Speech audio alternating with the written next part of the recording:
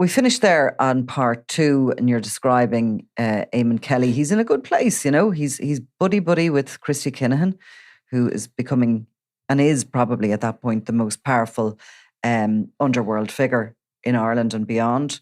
So he's there. He's his main contact here. He's mentoring a young enough criminal called Martin Marlowe Highland, who's making a lot of money, who's sort of running a franchise for the Kinahan organisation, buying their drugs and selling a lot of them. But he's also mentoring others, and he's kind of taken up this position as an elder statesman with all the right connections. Exactly. And because he has that trust and that belief that he's not going to, he's going to be able to look after business.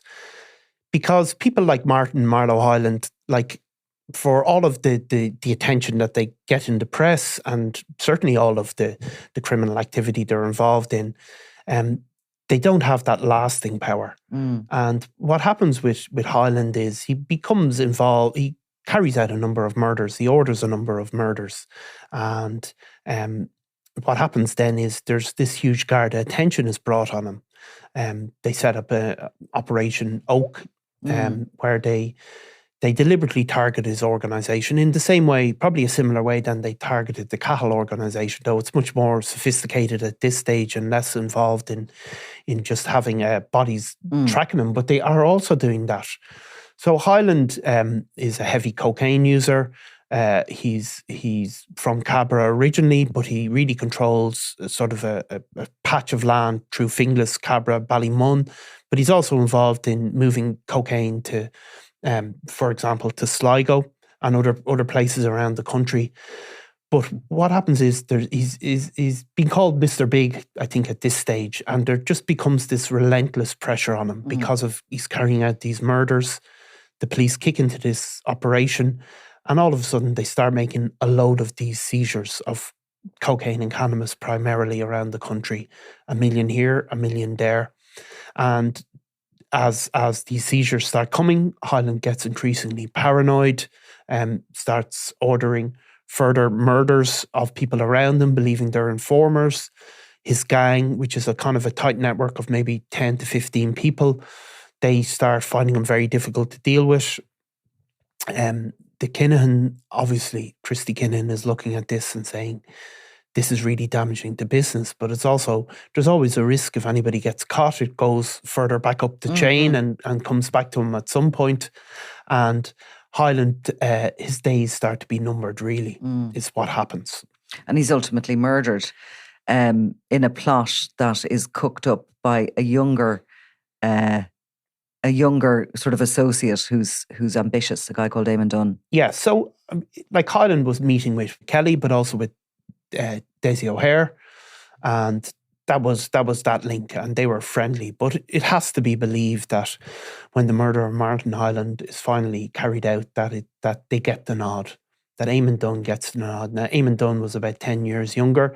He was from around the North Circular Road, from the sort of Cabra area. He would have been a lieutenant of Martin Highland. At this point, wasn't really regarded as being particularly dangerous or erratic. So he's sanctioned to carry out this murder. He gets the nod. And the nod he gets is that if you take out Highland, the Kinahans will still work with you. It'll be business as normal. And, so the murder is carried out. And of course, we've had a podcast about the details of that murder and how an innocent plumber is Anthony Campbell. It's caught in the crossfire. It's on the Crime World Presents feed, and he's killed at the same time. He's killed in order to make sure there's no witnesses to the killing. Eamon Dunn is not one of the gunmen, but it is believed, or certainly people have said, that he either drove them to the scene or collected them. So Eamon Dunn takes over. He's young. He doesn't have the same level of experience, but he has control really of the largest sort of Kinahan franchise in the country. Now at this time, Kelly becomes even more prominent. There were stories all the time about how Dunn was spotted drinking with Kelly. Certainly had some contact with Desi O'Hare as well. They were even pictured in one newspaper, Kelly and Eamon Dunn meeting in St. Anne's Park, right beside Kelly's home. And while he was a mentor to Highland, he becomes even more of a mentor to Dunn. Because Dunn is hugely important at that stage. The Kinnans are an international drugs gang, there's no doubt about it. But they're still primarily, their business in Ireland is still of huge, probably more strategic importance than it would become. So Eamon Dunn, as he said, there is another occasion then when there's a Matthew Macklin fight in Ireland, and there's pictures of a couple of rows of Kinahan clients really being treated to the boxing match, and Eamon Dunn is there. He's photographed at the fight, and Christie is putting them up and keeping them all, trying to keep things business smooth and everything going well, and a degree of cooperation and making sure people are looked after and happy with. He's over in Spain at this point. But what happens with Dunn is that, however paranoid and trigger happy Highland was, Dunn takes that to a whole other level as soon as he becomes in charge.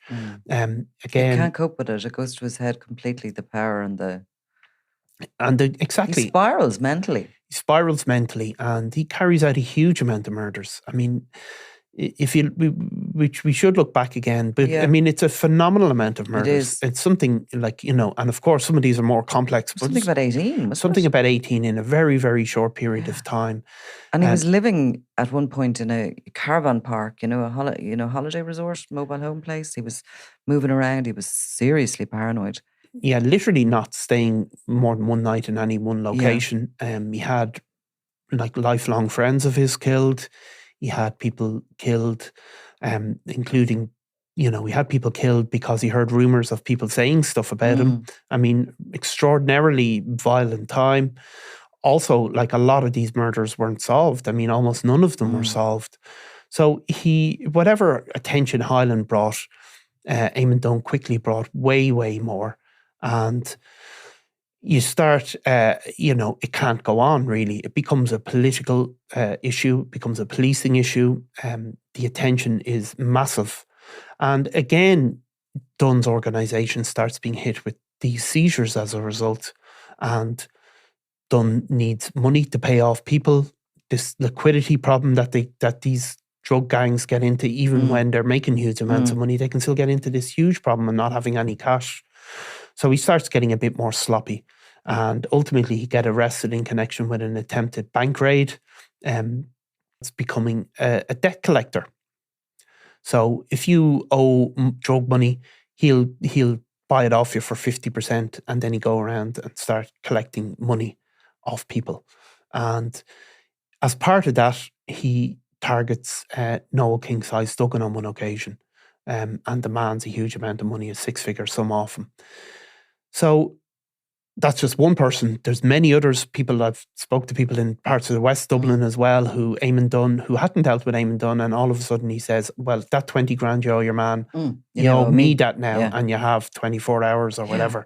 And people have described, I spoke to somebody who described Dunn landing in his house, 2 or 3 guys with him, saying, you've got this time and money to collect it. He actually ended up speaking to your man's parents, who ultimately would hand it up.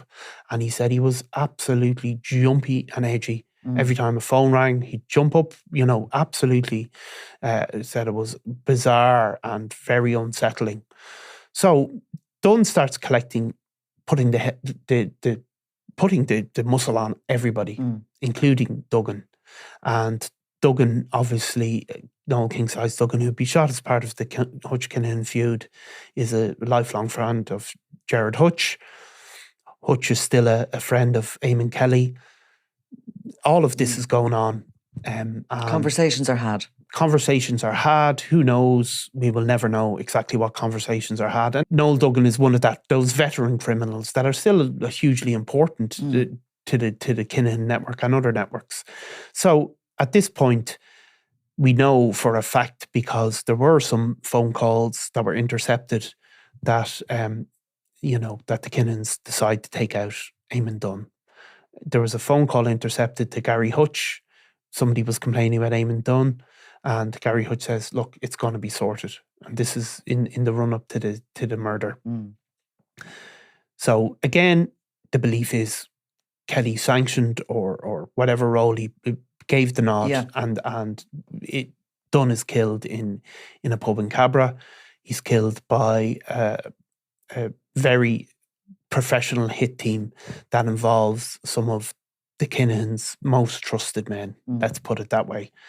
He's set up. There's a spotter. They go in. They hold the door open. He's shot in front of his daughter, and is killed. A really slickly done, I suppose, if you can describe a murder as that. And Dunn is out of the way. But that whole idea of debt collection and extorting money and all, it comes back to bite, because in another part of the forest, there's a young guy, ambitious dissident called Alan Ryan, and he has decided that he wants to target and charge a lot of drug dealers. So, exactly. So the ceasefires occurred, obviously. There's still some ex-provos that are involved in crime at a high level, and the dissidents obviously take up the physical force Republican banner. But really in Dublin, they're not a significant player until the arrival of Alan Ryan. Alan Ryan, as a young man, will be caught on a sort of IRA training camp. He also goes to Portlaoise prison, and where there are a number of other dissidents. But when he comes out, he decides that, the IRA, which always had the position of being the overlords of the criminal underworld. They were the people who decided stuff. They took protection money. If they told a drug dealer, you're not to do that, it wouldn't be done. They were the ultimate authority in the criminal underworld. He comes out and decides that the real IRA have to have that position. He starts working in a pub as a doorman. He attracts a load of younger guys around him, and he starts putting the muscle on everybody. I mean, quite fearlessly, it has to be said. He gets in a conflict with nephews of Jerry Hutches. He gets in conflict with Mr. Big. All of them. I mean, and it's only months after Eamon Dunn's murder, the Don's murder, that they came for Kelly. They came for Kelly. First time. And the gunman's weapon jammed. He fled, leaving behind a car. Yeah. At the time. I mean, to come for Kelly was such a play. It was such a play, but he'd also come for example, Sean Hunt. Yeah. Sean Hunt in Ballyfermot, who had been very closely aligned with the Provos and had been investigated as part of smuggling operations, a very senior criminal figure. But those guys, like Eamon Kelly, like Sean Hunt, because of their connections with the paramilitaries, were really appalled that they were being targeted by the IRA, because they thought this should never happen. You can go and extort money from mid-level drug dealers, but you shouldn't be going near us. And who would have trained Ryan? Well, I mean, they're the real IRA. So, I mean, they would have been part of the organisation, I suppose, that would have planted the Oma bomb. So there was ex-provos there that split off in the 90s. But really their presence in Dublin was quite small. So there was always a real IRA, but the Dublin Brigade, if for want, didn't really have a huge presence. And still there was a lot of ex-provos who felt that if there was somebody to speak for the IRA, it would be people like Eamon Kelly, people like Sean Hunt, people that had those connections. But Alan Ryan upended all of that, and he's going around basically calling into drug dealers and saying, pay me 20 grand a month or else you're going to be shot. And killing them. And Sean killing Winters, Michael Micah Kelly, the panda. Yeah, so Micah Kelly will be a classic example. Micah Kelly, a very, very significant drug dealer who would have had the protection of the Kinahans, or certainly would have been a close friend of Daniel Kinahan's, and would have had access to weaponry himself. So somebody like that, you would have thought, he might have thought, people aren't going to be, like, whatever about the guy down in the estate, who's getting his leg, who's getting kneecapped. They're not going to go near me. But Alan Ryan didn't think like that. and he is believed, along with his brother, they are believed to have personally shot dead Mick Kelly.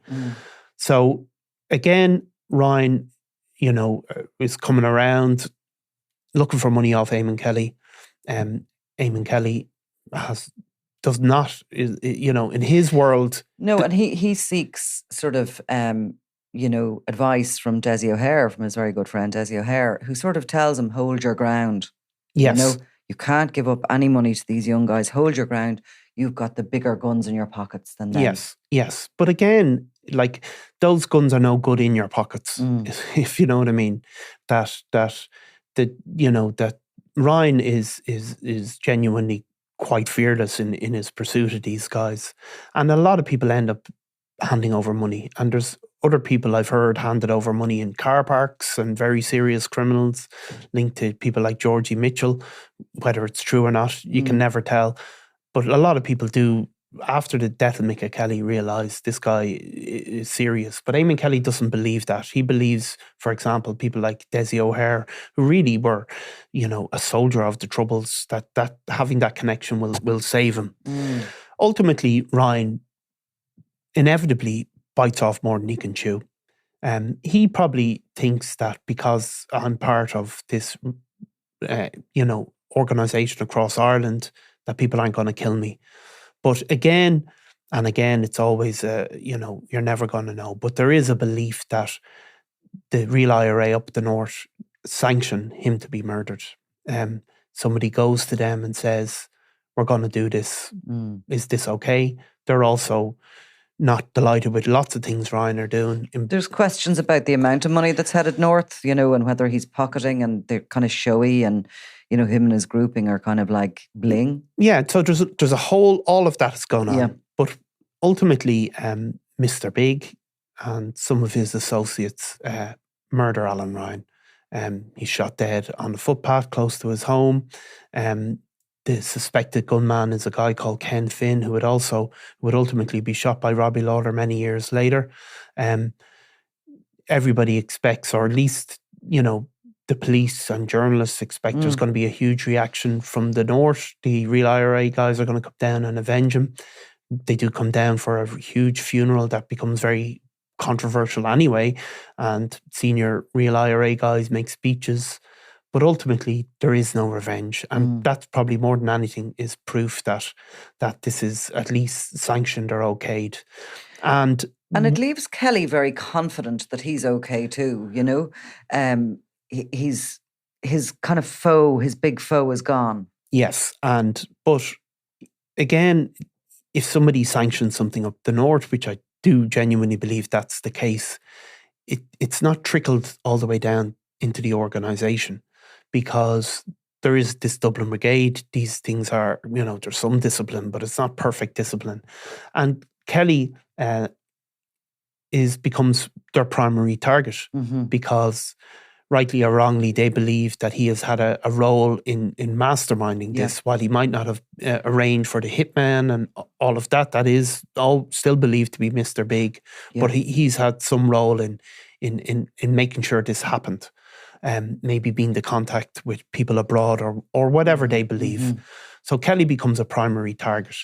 And at this point, we believe that he knew he was a target, or should have known, or, the word certainly was on the street that he's certainly looking confident and believing he doesn't have anything to worry about. I mean, he's walking his dogs. It's a daily routine. Yes. It's something he should never have been doing. He's sort of having his retirement in the north side. He's going down to the bookies, isn't he, every day, places a few bets. And I think he sees that, Ryan is gone, the threat is gone. Now, others would say he had gone into a bit of a decline himself at this point, that he was sort of given up, that he didn't care what happened, that that he had sort of, accepted that he wasn't probably going to, live out his years in a nursing home. He was kind of like being a little bit reckless. But we do know that he was just carrying on his That much we do know for a Yeah, fact. I mean, he was carrying on his daily routine. Which, of course, if you're ever given security advice, I mean, it's not very, it always sounds a bit like it should be something more to it than that. But that's the first thing they'll say: vary your daily routine. Don't leave your front door open. He was leaving the front door open permanently, so the dog could come in and out. Yeah, so just don't do the same thing every day, which he definitely was doing. So on December 4, 2012, Kelly's walking to his home and a car pulls up, a 1996 car, and he's shot 3 times in the chest and rushed to hospital, but he later dies there, or dies shortly after. 60 what? I think he's 65 at this stage, so he's collecting his bus pass effectively. And what happens is that it's carried out by a real IRA cell, but it seems that the police were certainly keeping an eye on that real IRA cell, and they're quickly apprehended effectively. They don't get away with it. And a guy called Sean Connolly is later charged and convicted of his murder. Now, Sean Connolly is also an interesting sort of character. He, again, was a younger guy, contemporary of Alan Ryan, a guy who'd been involved in the IRA since he was a teenager, had served a number of sentences in relation to IRA crime. And he'd kind of been a Southside version of Alan Ryan, if a lot smaller. But again, the funny mix of all of these things, as you start looking through his social media and everything, you see that he's hanging around with members of the Vatican gang, going to festivals with them, obviously extorting money, drug dealers for money in the name of the cause, but also pally around with them. And he ultimately, which is very rare, and he confesses to the murder of Kelly, but is not placed on, ultimately, he doesn't end up on a Republican wing, and no longer is on a Republican wing. So Kelly is shot dead, and but the IRA, the real IRA in Dublin, gradually implodes and fades off the scene. And Kelly has a kind of a very unusual funeral, actually. Well, exactly, because, for a dramatic life, it certainly was a dramatic end. So the funeral takes place in St. Bridget's Church in Killester, in his neighbourhood, and it's packed. His 5 surviving sons and 2 daughters are there, and they had specially requested that their father's best friend deliver the eulogy on that morning. So the best friend is obviously Desi O'Hare. Okay? Yeah. Now, I'll just read you something I wrote some years ago about this. So Desi O'Hare gets up onto the altar, right? And he looks out across the congregation, and the mourners are sort of waiting for his speech. There's journalists there. Yeah. There's cops and undercover officers, keeping an eye on the situation. So it said, the border fox drew a breath and held back a flood of emotion welling up inside him. Despite once confessing that he had murdered 27 people over a career that spanned Northern Ireland's troubles, the shooting of his friend did not sit easy with him. He straightened his clothing and leaned into the microphone. Quoting the poet W.B. Yeats, he said that Kelly's death was part of the terrible beauty of the struggle for freedom. British colonialism is wrong, he said. It is morally wrong, and it can never be justified. Said O'Hare, who was, of course, the man who kidnapped John O'Grady, the dentist, and chopped off his fingers while he's demanding a ransom. He says, every self-respecting country has gotten rid of their colonial masters. Eamon's life was to achieve the same goal of freedom and peace. Eamon was a kind, courageous, and loyal comrade who had done much work for others, in particular prisoners, and he had a real sense of justice that was matched by his integrity to do something about that injustice. He went on to compare his friend to Jesus, saying, on a more spiritual note, I'd like to emphasize the sacredness of Eamon's life as a reflection of Christ's life. Eamon, as you know, had suffered. Jesus too was sent by his Father to suffer. And he finished the eulogy with the words, albeit a little bit sinister in tone, and directed at the real IRA team who had, carried out the murder. He said, Father, forgive them, for they know not what they do. Yeah. So, I mean, look, and then I think his son also paid tribute to Eamon Kelly as being a kind and generous man. And so, look, I think it's an unusual it's an unusual tribute because Eamon Kelly's involvement in the struggle really was dwarfed by his involvement in the criminal pursuits. But that's how somebody sees him, and what can you say? And I suppose my conclusion would be, he was older than Ryan and those young thugs who were trying to extort the money out of him, but he wasn't a pushover. No. And I think he'd made a point of showing no fear in the face of the attempts on his life and those, threats to him. But, he was a mentor. He was the boss of bosses in this violent underworld. But in the end, he made it easy for his killers. That's the complex part of it. He made it so easy for them, taking no precautions and spending his last afternoon as he always did. I mean, it's an incredible life if you look at the history of it, really from the very birth of organised crime and how paramilitarism, politics, and even his own role in the media, because he became a media figure for a number of reasons, in part because of his links to the official IRA and their links to the Workers' Party. All of that life was intermingled with, the IRA struggles, politics, the politics that grew out of that struggle, because he became something that was constantly held over the Workers' Party as their links to Eamon Kelly, a criminal, their links, even his family's links to the Celtic Tiger, then back around to the cocaine boom trade and his connections with Kinnan, and then back around to politics and paramilitarism and how that, obviously cost him his life. An incredible sort of weave through a type of Irish history, and that he played a sort of a role in each bit of it. Desi O'Hare's eulogy is look, self-serving to say the least, but there is something in it that he is a product of all of those conditions. But I have to say, people, and some people speak well of him. Other people said he was quite a sinister character, that he was a scary sort of man. Look, his son also paid a beautiful tribute, and I'm sure they saw another side to him. But yeah, a great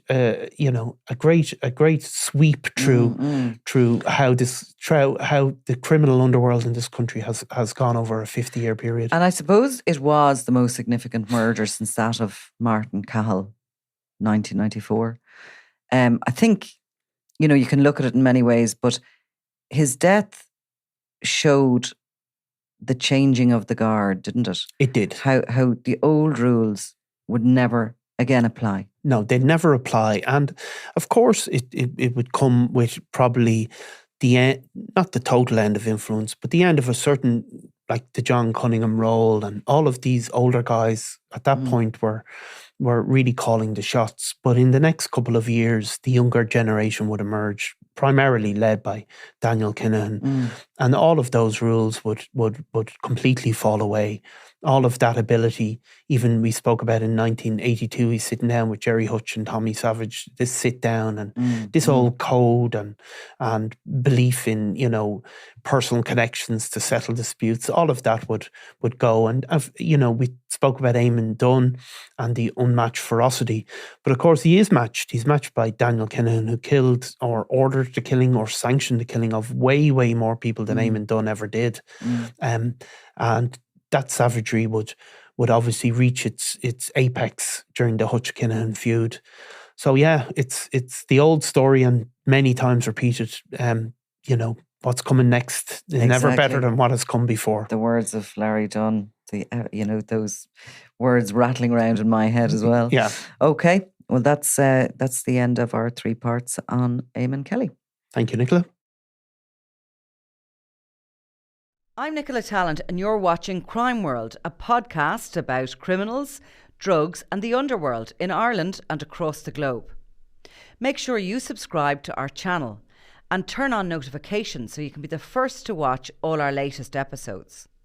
You can also listen wherever you get your podcasts.